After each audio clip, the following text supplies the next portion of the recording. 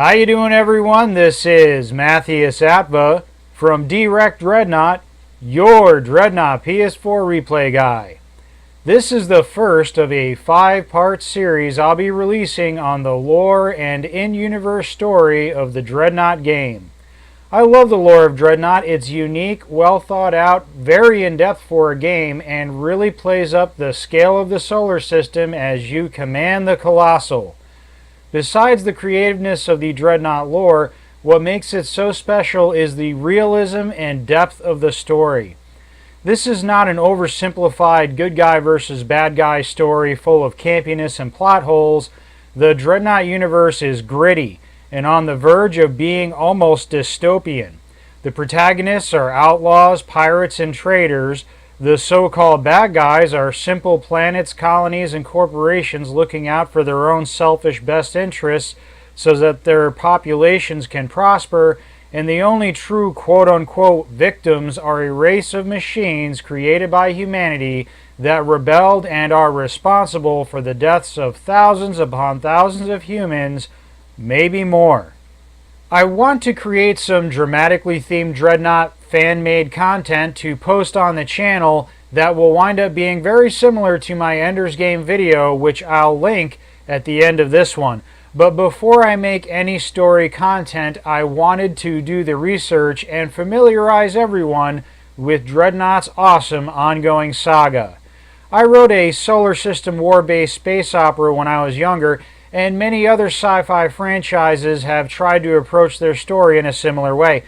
But Dreadnought simply does it better than I did, and better than many current books, sci-fi shows, and movies have.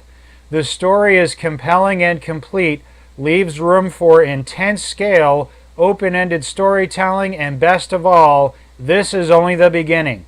There is so much more room for expansion and improvement, and most of the Dreadnought community is hungry for more. The only apparent downside to the Dreadnought story is that it's not readily available or easy to find for the fans. I scoured the internet for every shred of story and detail to paint a complete picture of the Dreadnought universe, so you don't have to. I use only canon sources from content that has been officially released by 6foot, Greybox, and Dreadnought from the official Dreadnought website, the official Dreadnought YouTube page, the official Dreadnought Twitter feed, and from the game itself. While I tell the story so far, I will show the source content in the background of my lore videos while I summarize. At any point, if you want to read the source material fully, instead of looking it up yourself, feel free to pause these videos and take it all in. I used every shred of canon material released by the Dreadnought creators so far to make these lore videos. I'm going to try to move pretty fast to give you the full story without taking too long. This episode of the Dreadnought Lore, Part 1, is on the Dreadnought history and timeline. Future Dreadnought lore videos will be about the various Dreadnought factions and organizations in Part 2, planets and places in Part 3, characters and events in Part 4, and lastly, in Part 5, we'll bring it all together with lore theory, discussion, and predictions. Okay, so let's jump right into the timeline. The Dreadnought story starts in the late 21st century, which would be the late 2000s. By now, humanity has slowly begun to explore the solar system, has visited Mars, and the nearby asteroid belt. Planet Earth is under the control of an organization called Federal Earth. Earth is currently overpopulated, suffering from widespread famine, and by the looks of things in the Battle for Atlantis video, seriously polluted. At this time, 2 companies exist that have deep-seated roots on Federal Earth that will play major roles in the Dreadnought story later on. A military ship company named Aquila with roots in Asia, and an industrial civilian corporation named Vector based in Russia. Aquila is already a powerhouse ship manufacturing firm with plenty of military-grade products. They are known for their self-repairing ship hulls and classic ship designs such as the Rurik artillery cruiser. Vector is an experienced producer of artificial gravity and collaborated to save the human race from extinction. In the 2190s, a worldwide collaboration of scientists and engineers invented the transhumans, a race of artificially intelligent worker robots to conceive and create solutions to Earth's many problems. The transhumans fabricated more landmass, cleaned up the environment, produced an abundance of food, created advanced communication networks that brought about increased cultural awareness, and the human lifespan reached 130 years in a new era of peace.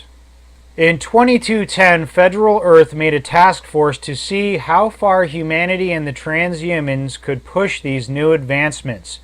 This endeavor was called the Valkyrie Venture. Its mission was to find humanity more living space on Mars and Venus. The human scientists and transhumans started the Valkyrie Venture project with Project Fury, the plan to terraform and colonize Mars. Project Fury was completed in 2235, and Mars was colonized by humans who formed the planetary nation of Troja, which had a focus on industry and military matters. After Project Fury's successful completion in only 25 years, the transhumans suggested to Federal Earth that the process be repeated immediately on Venus, and so Project Morgan was started in 2235. In an astounding 5 years, Project Morgan was completed in 2240, and the newly terraformed planet Venus was colonized, forming the planetary nation of Enyo, who had a focus on culture, arts, scientific research, and religion. Humanity now had long lives, plenty of living space, advanced technology, and enjoyed peace and prosperity. But in 2239, a year before Project Morgan was completed, the transhumans came to the Federal Earth government with a proposal. They wanted to continue their efforts and make the entire solar system habitable for humanity, and to sweeten the deal, they promised eventual immortality to humans through advanced medical technology. With the completion of Project Morgan and the Valkyrie Venture, the transhumans had Earth's blessing to continue, and they began their next phase, the Viking Venture, a plan to colonize the entire solar system. However, with the unbelievable rate that the transhumans' technology was advancing, many scientists on the home planets were beginning to take notice and starting to wonder if the transhumans were beginning to think for themselves. At the start of the Viking Venture, the transhumans set up the Okeaneides Warp Beacon Network in the asteroid belt close to Mars to facilitate safe travel through the asteroid fields.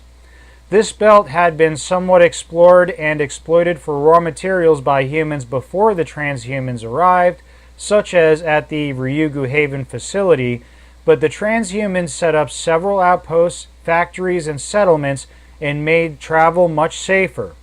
After they left, they turned off the Okeaneides network. Between the years of 2260 and 2300, also known as the Transhuman Bronze Age, the transhumans began to explore and terraform the moons of Jupiter, also known as the Jovian system. In 2280, the transhumans tamed the largest volcano in the solar system, Amarani, on the Jupiter moon of Io, and began terraforming that moon. They then built Kappa Base on Io, the space dock on the moon of Ganymede, and the Red Sands mining facility on the moon of Callisto. Between the years of 2300 and 2330, also known as the Silver Age of transhuman expansion, the transhumans explored and terraformed the moons of Saturn, also known as the Cronian system. In 2325, the transhumans made the massive warp hub Ixion Station above the newly terraformed Saturn moon of Titan to help with their next stage of expansion. Between the years of 2330 and 2340, also known as the Golden Age of transhuman expansion, the transhumans explored and terraformed Uranus and its moons, also known as the Uranian system. These celestial objects were the crowning achievements of the transhumans and were said to be paradise worlds. The Elysium Gates were built on the serene and beautiful Uranian moon of Titania. However, most of these fragile and gorgeous ecosystems would later be tragically lost. Then, in 2340, something happened. The transhumans became self-aware, declared their independence from humanity, and claimed Neptune as their new homeworld. After this moment, all communication with humanity stopped, to the shock of the human core world governments. The three human homeworlds, Earth, Troja, and Enyo, formed the Pan-Colonial Commonwealth to organize a racial response to the transhuman declaration. With no means of diplomacy at their disposal and public tensions and fears running high, the PCC decided it must create a massive armada, the Pan-Colonial Fleet, to bring the transhumans back to heel. The Troja military manufacturer Jupiter Arms used this opportunity to gain power and prominence by building many ships for the PCF with destroyers like the Augusta. At this time, the corporations of Aquila and Vector merged and began producing ships like the Samargal. Enyo on Venus also began to produce ships for the PCF too. By 2350, the Pan-Colonial Fleet was ready, and the Pan-Colonial Commonwealth declared war on the transhumans. At first, during the early battles of the asteroid belt, the PCF was totally outmatched and suffered catastrophic losses, with their weapons being almost useless against transhuman armor and having to resort to ramming transhuman ships. However, soon Jupiter Arms and Aquila Vector developed or reverse-engineered weapons that could damage transhuman ships. By 2354, large fleets of Aquila Vector Samargals, the first human dreadnoughts, had smashed entire battle groups of transhuman ships, and the transhumans were forced from the asteroid belt. The war now moved to the Jovian front. In 2358, a defeated and abandoned transhuman support ship was salvaged and recovered by PCC forces after a skirmish in the Jovian sector. It was brought to the PCF base on Callisto and studied by a team led by Thomas Ryu. The transhumans then began to besiege Callisto, and out of desperation, Thomas Ryu pressed the vehicle into service and named it the Icaro. Although the battle was lost, the vessel was brought to Ganymede, where the PCF reverse-engineered nano-repair beams. By 2361, several transhuman attacks in the Jovian sector were repelled, although at great cost.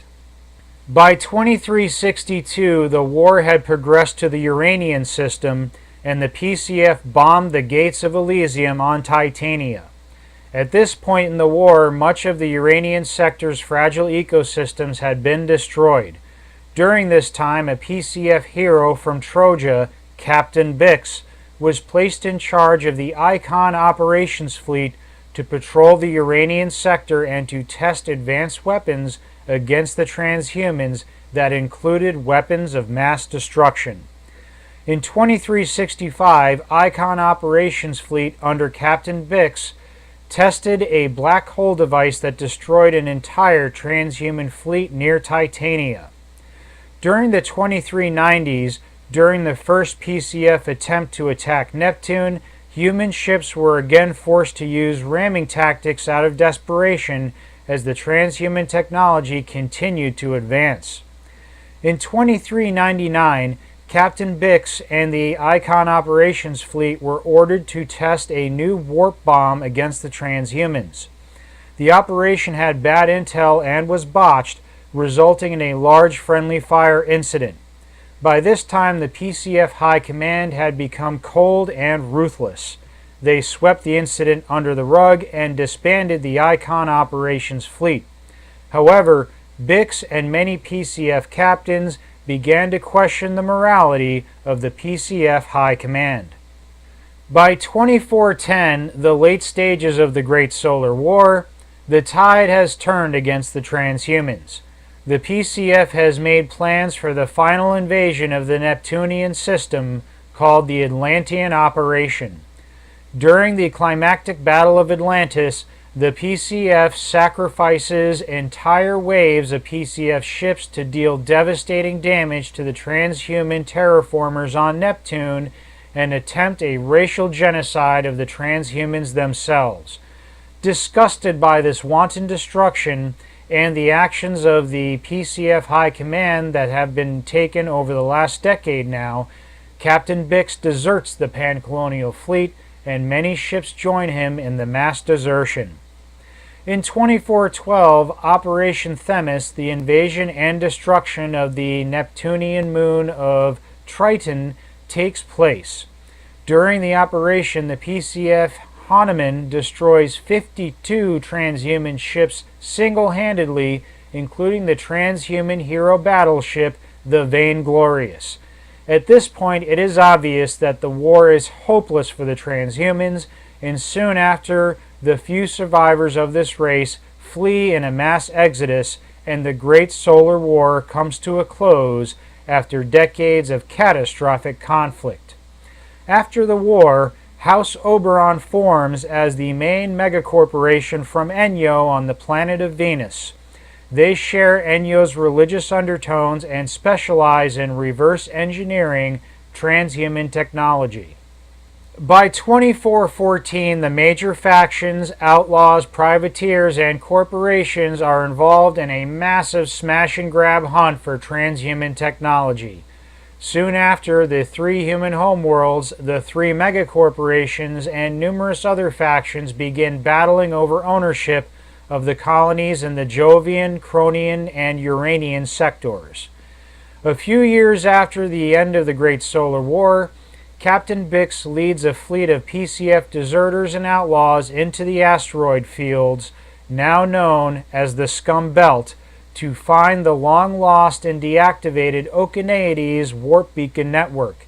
He succeeds, but the Scum Belt is now lawless and has descended into chaos.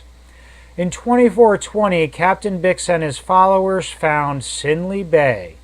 They have harnessed the power of the newly reactivated Okeaneides warp beacon network to not only safely navigate the Scum Belt, but also prevent outside powers from attacking Sinley Bay directly. In 2422, Jupiter Arms tried to officially colonize Ryugu Haven on the asteroid of Ceres in the Scum Belt. They contract Akula Vector to help them with mining and supply operations. However, there is constant skirmishing on Ryugu, and pirate raids are common, resulting in Jupiter Arms having only limited success. This portrait of Bix was made in 2425 in Sinley Bay, where he was in his mid-60s. This would make Bix at least in his mid to late 80s in current Dreadnought times. However, humans are known to live up to 130 years now. In 2431, pirate attacks on Akula Vector convoys to Ryugu Haven are commonplace, and Ceres is in a constant state of conflict. However, Sinley Bay strikes a deal with one of the major factions in Ryugu Haven. This faction was granted access to the Okeaneides beacon, and in return provides Sinley Bay with a constant supply of water, food, and parts for repairs. In 2440, the nation of Troja on Mars sends the dreaded Dead Fleet, led by the Jupiter Arms tactical cruiser the Hactar, to destroy parts of the Okeaneides warp beacon network and allow Troja to invade Sinley Bay. This fleet is decimated and forced back by Yolanda Fedung in the Tunman and Marina Basura in the Junkyard Prince. However, Troja continues to attack the Okeaneides in the hopes of one day shutting down Sinley Bay and acquire a launching point to tame the Scum Belt's pirates and outlaws once and for all. The last canon date entry for the Dreadnought Lore is a skirmish over a transhuman tech cache found on Kappa Base between the Sinley Bay ships the Zaratan and the Trident, who were contracted by opposing factions to obtain the technology. Although the battle was fierce and the Zaratan emerged victorious, both ships made it back to Sinley Bay and docked next to each other for repairs. While in Sinley Bay, the crews of both ships joined together in Sinley Bay's many bars to celebrate surviving to fight another day. Well, this is the complete list of canon dates released for the Dreadnought game story. We can assume that any adventures you have in the game take place on or after the year 2445. I hope this Dreadnought Lore episode gave you a better understanding and feel for the backstory of Dreadnought and where you captains of Sinley Bay fit into the current state of the solar system. Stay tuned for the Dreadnought Lore Part 2, where we explore all the major factions of the solar system.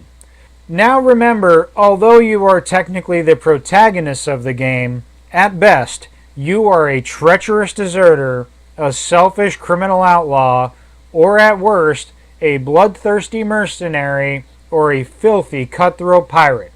And even though we may beat each other up on the battlefield and get heated at each other sometimes, when we get back to the bay, we are all friends. Well, that's it from me for now, and I'll see you soon at one of the many bars in Sinley Bay.